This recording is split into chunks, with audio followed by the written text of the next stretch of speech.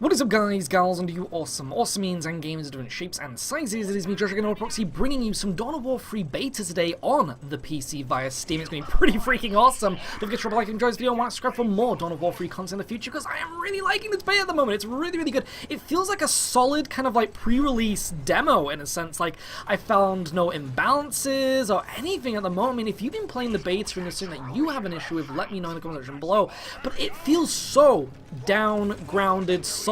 You know, I've never seen a beta like this where I'm not having any kind of complaints when it comes to the multiplayer. Generally, you'll find, like, say if it's in a first-person shooter, like a gun or something, or like a specific hero character. Everything feels really fine-tuned, and I don't know if that's maybe because Relic have ended up spending so much time making this game, you know, making sure the multiplayer actually works. I just don't know. It completely blows my mind that the beta itself feels like the full release.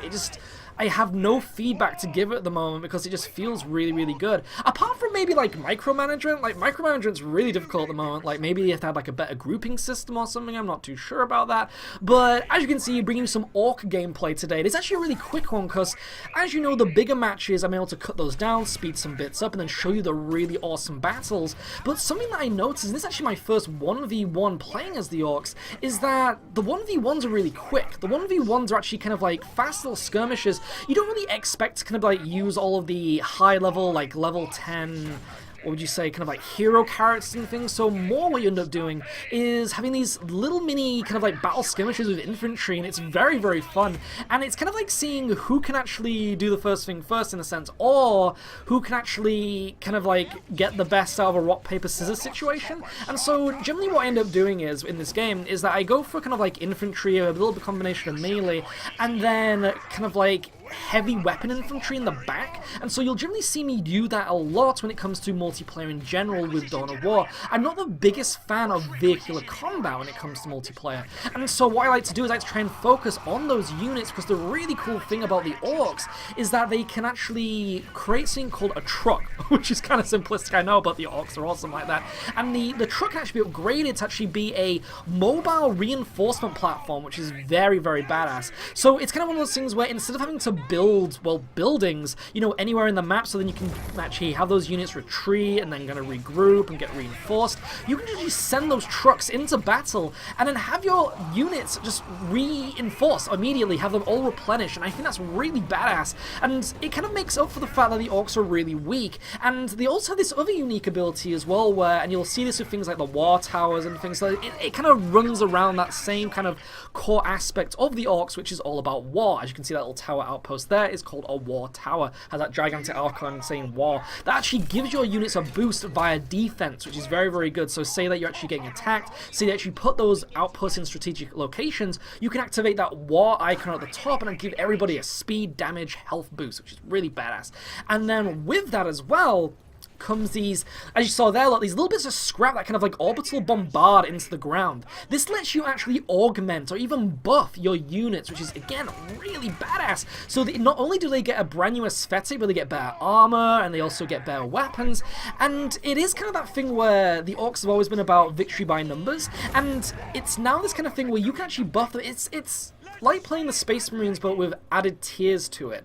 And so they're a little bit more strategic. They're a little bit more that you have to kind of go your way to get the benefits of the Orks, but once you actually figure them out, they're incredibly fun. And again, it's really based around kind of like overwhelming numbers. So as you can see here, look, actually dropping down some cover fire with some shooter boys, and then with some standard like choppers, you can just kind of like send them into scrummage. And the really good thing is that because they're so resilient, it means that they have that really good kind of like casual melee damage. So seeing as you'll be kind of rushing in and attacking ranged units a lot with, say, for the Eldar or the Space Marines, unless they have Assault Marines, you can actually kind of like take down squads of range with those standard choppers, but then say you have the shooter boys or even like the big guns to back them up. And that is the one thing that I really love doing when it comes to the multiplayer. You will generally see me maybe using like 1 or 2 killer cans just in case they do actually have like a vehicle kind of like in their little kind of like side of the, you know, of the enemy army. But generally you won't find that. You'll generally find in the 1v1s that it's all kind of like, you know, just infantry units, because that's the fastest that you can actually get things out. So activate my war banner there, look, and that's actually going to buff all of my units to actually defend my base. And this is the thing, I could actually lose here. The enemy team is rushing in, I have barely any units, but the really cool thing about Dawn of War 3 is that it balances itself with resources, so then you actually kind of stay in the fight. And so even though I have barely any units, I can actually catch up here. I can actually try and turn the tide of battle in some shape or form. And as you saw, look, the enemy team were actually rushing in there trying to take down my base, but I was able to use the benefit of the war outpost along with the kind of like aspects of my shooter boys and my big guns and things, and combine that to have a really solid defense. I actually have to fix things here as well, but again, one thing that you want to try and do, as you can see with these big gun boys here, is picking up that scrap, and it'll then amplify them not just in weaponry and armor, but also in aesthetic, which is really cool. And then also they're going to buff it, which is, this is a casual thing. Buffing is like, pff, whatever. I mean, it's not all about that. We want to look pretty. We want to actually be able to like walk the walk. It's not about talking the talk.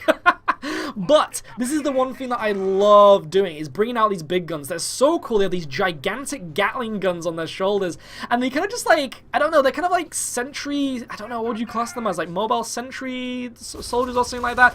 And I just love the effect of all those bullets flying across the field looking, trying to take down this outpost. The outpost in the middle there is actually a relic outpost, and this allows you to actually summon in those hero units on the left side of the screen there. There are different loadouts of them that you can pick. So there are around maybe about 6 at the moment that you can pick from for each race, which is really cool. So again, with like the Space Marines, you can have like Gabriel Angelos and stuff like that. In this one, with the Orks, you have your own set of hero units, and they also have their bonuses on the side of the right side of the screen, which is really cool. So one of them that I've actually picked is that if I go near buildings, non-hero units can actually heal themselves. I think that's actually for picking up scrap as well, which is really cool.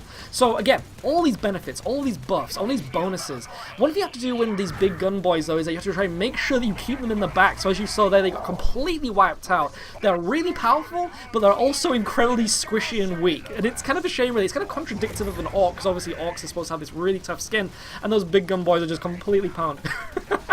But we're also having a little bit of scrimmage here, obviously going against Space Marines, and it's really badass actually to have an Orc versus Space Marine battle as well, because they are obviously kind of like the poster child rivals of the kind of like Warhammer 40k universe, and this is just a really badass battle. Again, look, bringing in those big guns, look, and it's like that thing where you constantly are able to reinforce yourself and keep those battles fresh and coming, and it's so cool not to feel like, oh, I've lost all my units, that's the end of the game now, that's the match completely gone. There is no checkmate in this unless they actually push into your base and take down that shield generator, so you always have the chance to back up your forces. So as you can see here, though, is I'm pushing in for an advanced base. So what I've done is actually put all of my kind of like base buildings into the front of the battlefield, so I have everything a little bit closer, meaning I can actually heal all my units. I don't think I actually have the truck in this one. Maybe I do, maybe I don't, I'm not too sure.